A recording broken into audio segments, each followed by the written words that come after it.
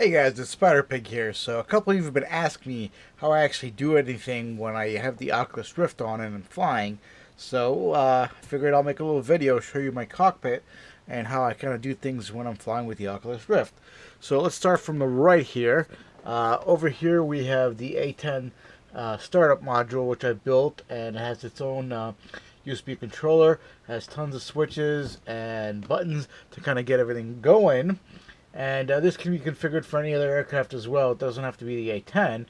And going from there, we have the X65 controller right here, along with the right panel. The right panel right now is set up for the A10C. As you can see, that's the weapon systems right there, flight controls, cockpit, fuel. But if you look underneath there, it's for the Huey. As you can see, all the different Huey systems right there. So that's the whole concept of this cockpit. Is kind of designed to be worked for multiple different aircraft. Over here I have my microphone. I have my headset right there. X65 controller, as we talked about before, I use for the jets specifically. I have the X52 controller here, which I use for helicopters.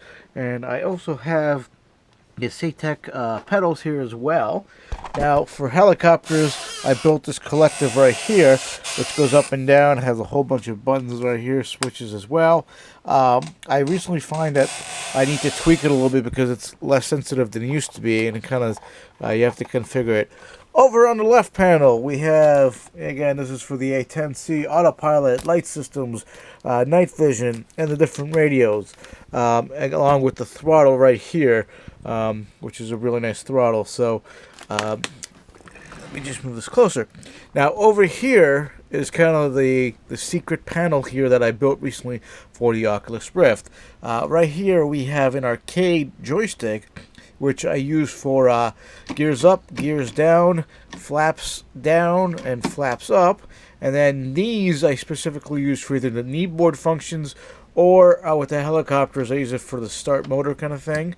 Over here, and this is probably the coolest thing ever, is the radio functions. Now, you can't normally map the radio functions, but I figured out the Lua code for it, and I actually can do it. So this right here activates the radio menu, and this is F1, 2, 3, 4, 5, 6, 7, 8, 9, 10, 11, 12, so I can actually do any kind of the radio functions with just this control over. And the nice thing is, if you notice where my hand is for the throttle, I can actually just get in there and do whatever I need kind of nicely without actually having to look over here and look for the F keys. If I had to find the F keys, I would have to kind of count 1, 2, 3, 4, just to kind of find it. So this is really nice, and I kind of really like this.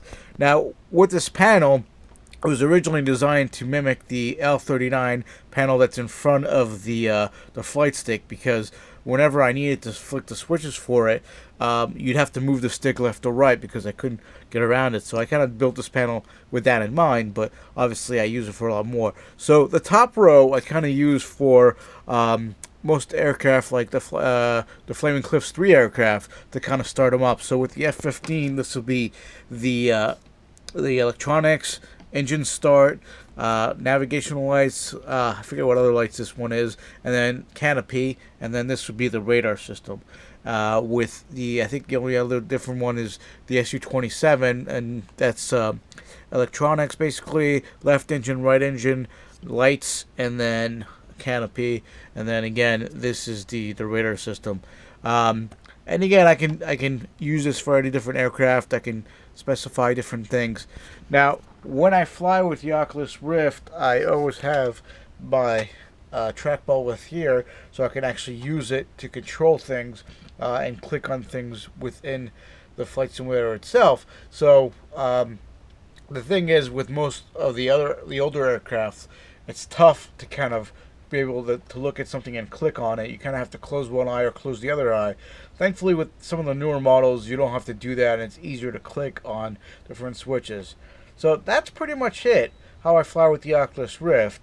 I have everything in reach that I need. I have my beautiful little panel here that I can actually control very simply, and I don't have to look at it. And, if I need to, I can memorize some of this panel as well. The engine start here as well. It kind of works. But overall, that's pretty much it. So hope you guys enjoyed it. Later.